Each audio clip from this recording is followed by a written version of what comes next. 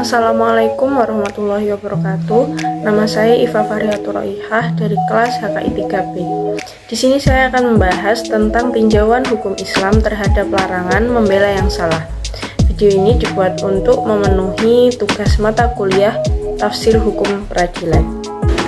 Al-Quran sebagai wahyu yang diberikan kepada Nabi Muhammad SAW membawa umat manusia keluar dari zaman kegelapan menuju zaman cahaya yang terang benderang, yakni agama Islam. Al-Quran juga menjelaskan yang hak dan yang batil, yang di dalamnya terhadap perintah dan larangan. Salah satu larangan yang terdapat dalam Al-Quran itu adalah larangan membela yang salah. Di dalam Al-Quran terdapat larangan membela yang salah yang mengandung arti bahwa yang seharusnya dibela adalah yang benar. Sukar untuk kita dalam menentukan mana yang salah dan mana yang benar, dikarenakan bukti-bukti yang tidak ditemukan. Bahkan tidak sedikit kebingungan tersebut yang membuat kita hampir saja membenarkan yang salah dan menyalahkan yang benar, sehingga kita menyalahkan yang benar dan membenarkan yang salah. Mengenai hal tersebut, Allah Subhanahu wa Ta'ala telah memberikan kepada kita semua petunjuk melalui kejadian yang dihadapkan kepada Nabi SAW yang Allah abadikan, salah satunya di dalam Quran Surat An-Nisa ayat 105 sampai ayat 107. Berikut arti dari ayat tersebut. Sungguh kami telah menurunkan ayat Al-Quran kepadamu Muhammad, membawa kebenaran, agar engkau mengadili antara manusia dengan apa yang telah diajarkan Allah kepadamu. Dan janganlah engkau menjadi penentang terhadap orang yang tidak bersalah, karena membela orang yang berkhianat. Dan mohonkanlah ampun kepada Allah, sungguh Allah Maha Pengampun, Maha Penyayang. Dan janganlah kamu berdebat untuk membela orang-orang yang mengkhianati dirinya.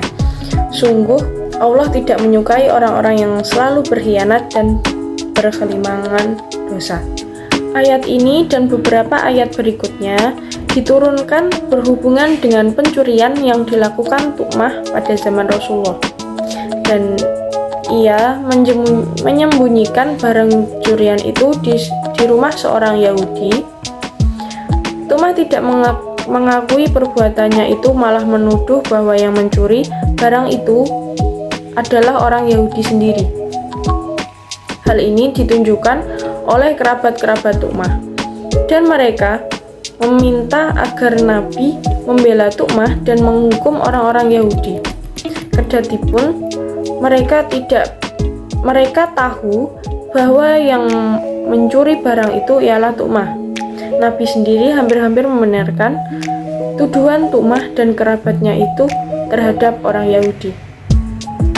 Menurut tafsir Ibnu Katsir, ayat ini dijadikan dalil oleh kalangan ulama usul yang berpendapat bahwa Nabi Muhammad boleh memutuskan peradilan dengan ijtihad berdasarkan makna ayat ini. Kasus yang terdapat pada zaman Nabi sebagai peristiwa penyebab turunnya ayat ini, yakni pencurian baju perang. Adapun contoh kasus yang terjadi pada zaman sekarang adalah peristiwa bunuh diri dari Novia yang disebabkan oleh desakan agar menggugurkan kandungannya. Ditemukan tewas di samping makom sang ayah usai menenggak racun pada Desember 2021 lalu. Diduga ia depresi karena menjadi korban pemerkosaan oleh sang kekasih Randy Bagus. Dari kasus di atas dapat disimpulkan bahwa dalam pemberian putusan hukum dan keadilan dilarang membela yang salah, seperti yang dijelaskan pada surat An-Nisa ayat 105-107 bahwa Allah melarang siapapun membela pihak yang salah meskipun pihak yang bersalah memiliki kekuasaan yang lebih tinggi. Penafsiran terhadap Al-Quran Surat An-Nisa ayat 105-107 dapat disimpulkan bahwa Allah memberikan perintah dan larangan untuk tidak membela yang salah. Perintah yang terdapat dalam ayat tersebut adalah hendaknya menegakkan keadilan dengan kebenaran agar terciptanya kesejahteraan masyarakat yang harmonis.